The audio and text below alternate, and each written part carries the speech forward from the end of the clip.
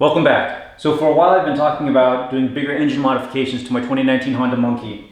So far we've done the cam, the intake, exhaust, and those are the only real horsepower improving modifications that we've made to the bike. And then more recently put on the oil cooler, and I mentioned that that was going to be for things to come. And I'm pretty close now to doing the big bore kit that I've been planning on. So I actually received the Takagawa, this is the 143 big bore kit, but before I put that on, I need to get the fuel management system set up to be able to deal with the richer fuel mixture that we need to have to be able to run this correctly. So to do that, I have a few things here. One, I have the Dynojet Power Commander 5 for the Monkey. I ordered all of these from Hard Racing. This one actually also says mapped. I'm not sure what type of mapping they might have already done on the Power Commander 5 itself, but we'll be able to open it up in the computer and see exactly what they've done there. At the same time, I ordered the Wideband Commander 2 kit. This actually has three functions. One, it allows you to run a wideband air-fuel ratio monitor, which I already have on my Monkey, but I'm using a standalone system, and since I don't want to have multiple O2 sensors running off my pipe, I'll be using this Wideband Commander 2 module instead. Additionally, it allows you to access portions of the Power Commander 5 mapping that you can't without it. So I believe the Power Commander 5 for the Monkey only allows you to do the mapping from 80 to 100% throttle, but with the wideband module allows you to map across the entire power band. And then finally, it also acts as an auto tune. So Dynojet also offers a standalone auto tune module that allows you to set your AFR parameters and then make suggestions on how to change the map to meet them correctly. So this does that too. Anyway, it does three things in one, and looking forward to having this on the bike and getting things tuned correctly. And then finally, I believe I could probably have used my glow shift AFR gauge that I bought, but Dynojet has one specific for the Wideband Commander 2 module, so I thought I might as well use theirs just because it looks like, just because it'll be plug and play, and I also think the black dial face looks pretty neat on this. So we're gonna get these three items installed on the bike, and once I get that in, do some tuning, make sure that I'm getting the correct air-fuel ratio. Hard Racing states that for the big bore kits, it needs to be run between 12.8 and 11.8 AFR to run the big bore kit safely. Hard Racing even made me physically sign a waiver to state that I understand the damage that a big bore kit could potentially do to the engine if it's not installed correctly and fuel management isn't handled to their specifications. They also stated that I need to do a braking period, I think of, it's like 300 to 500 miles before I can take it above 5,500 RPM. So there's going to be a lot of boring riding ahead once I get all of this installed. So the AFR from GlowShift that I had been using, it's actually also the same depth as Dynojet AFR gauge that I purchased. The good thing there is that it fits perfectly in the mount that I already made. The diameter is the same, and since the depth is the same, it doesn't hit this steering nut, which I only had a couple of mils of clearance. Also, I've printed out quite a few of these mounts. If anybody's interested in them, shoot me a note, but I have a whole bunch laying around.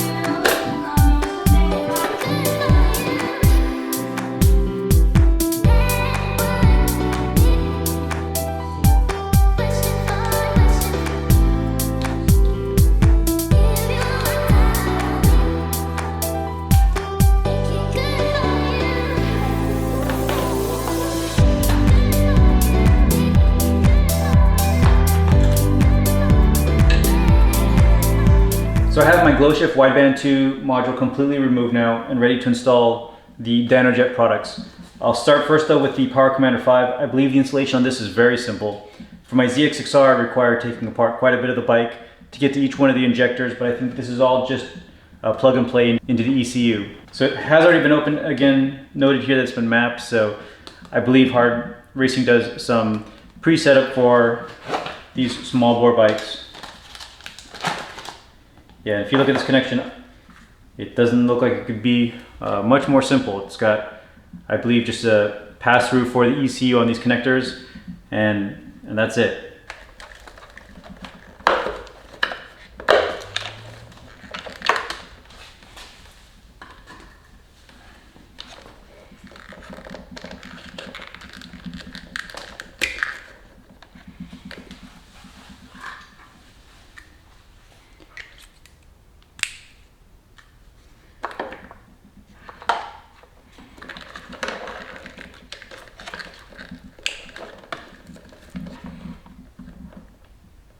All right, and that's the extent of the installation.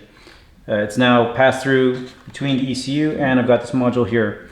I've got lots of room. I'm going to leave it out though because I don't know where the wideband commander is going to sit. For now, I'll just keep everything bundled here. I don't have the ABS module, so I have a lot of space, and just keeping it kind of bunched up is probably fine until we find a permanent home for all the pieces. So opening up the box for the wideband commander module is obviously quite a bit more involved. This is the module itself. And again, this also comes pre-set up from Hard Racing. On the side of the box it said something about 13 AFR.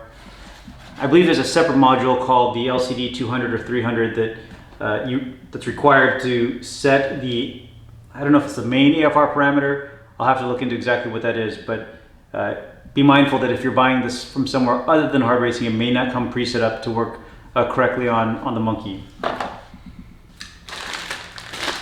It also comes with this bag of other cables. I believe these are the cables that are going to run the length of the bike to get back to the O2 sensor, and I assume to power in the front headlight bucket. It also has, it looks like it comes with a bung that you can weld onto your exhaust if you don't already have one. The Yoshimura RS3 exhaust came with one installed, so that's not something that I need to worry about, but it is included in the kit if you don't have one currently. And then it comes with the O2 sensor. All right, so this is the cable that came with the AFR gauge, and it has this white connector here that I realize connects to this white connector on the wideband commander module. So the good news there is that it doesn't need to come into the headlight bucket for power. It gets all of its power and ground from this connection. You can see down here there's the current sensor in the engine. This is where we're going to cut it just about an inch behind here in case we ever want to reinstall the narrowband sensor. But then this wire snakes all the way up, and we're going to feed all of this back into the engine bay, the battery box back here. And then I also have the wideband O2 sensor that came with the kit. And again, on the RS3 exhaust, there's already a O2 port, so looks like this is already has some anti-seize grease on it already.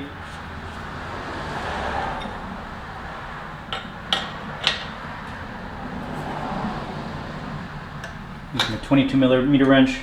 And then for the narrowband sensor, we're just going to snip it, again about 1 inch, maybe this is more like 2 inches behind it. Actually, I'm going to bring this back first and snip it here. I'm going to put a little bit of heat shrink tubing over this too, just to prevent it from corroding. Since the wideband commander 2 module has this plug on it, I went ahead and just added a male plug so that I can just plug it directly into the module. And you can see here I just have it wired back up into the bike, so that'll be a nice clean solution. The wire off the wideband is also very short, so it should line up nicely. All right, so I started this project last week and ended up having to be on business travel all week last week, so I'm now just getting back into finishing up the setup for the Power Commander 5 and Wideband Commander 2. A couple of things that I may have done off camera. For the O2 sensor that's connected to the RS3 exhaust, I went ahead and just ran that wire up along the side of the bike here into the battery box, the same way that I had the other O2 sensor for the AFR I was running previously. And on this side of the bike, the AFR from Dynojet, I just have that signal wire running here, down the side of the bike along these tubes, underneath the tank, and then into the battery box. And it has this neat little plug here that goes into the Wideband Commander 2 module. Just to recap, I've got this line here that's coming from the signal that used to come out of the narrowband sensor. This is going to be going into the Wideband Commander 2. And on this side I have these wires that are coming from the O2 sensor that plug into the Wideband Commander 2 module, which I have down here. All of those cables just slot into here and get tightened down. On this side they're all color coded, so that should be pretty straightforward. And then on this side of the Wideband Commander 2, this is the plug for the AFR gauge. This is the plug that goes into the narrowband sensor. And I'm going to cut these wires down quite a bit. I know the two blacks both need to be grounded, and then the red needs the hot line that in the instructions for the GROM it says to tap into the FI fuse.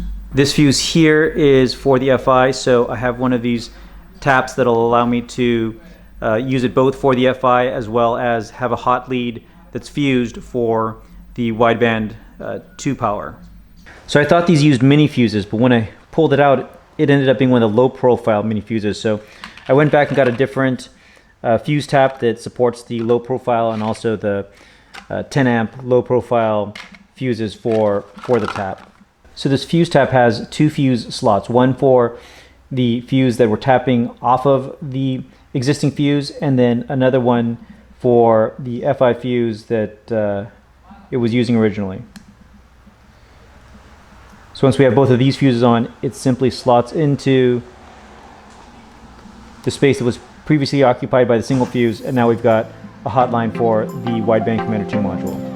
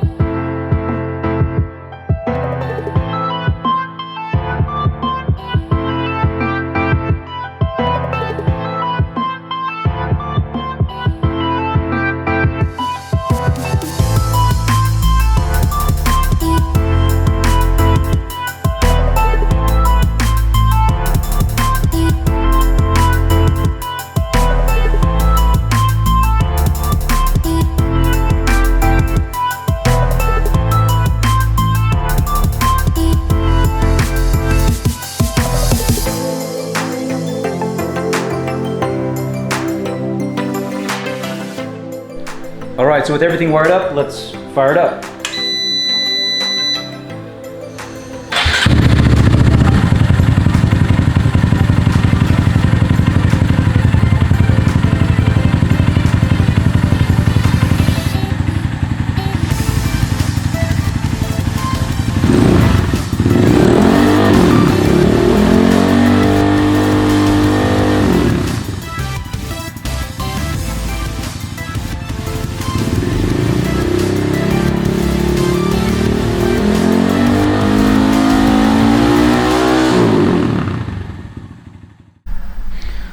All right, so I've got the USB cable hooked into the Power Commander 5. So let's start it up and make sure that it's connecting to the computer.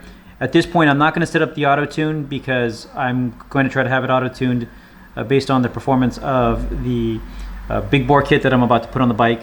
But just wanted to make sure that right now everything's connected and we have the ability to set up the auto tune and see the performance coming through on the computer.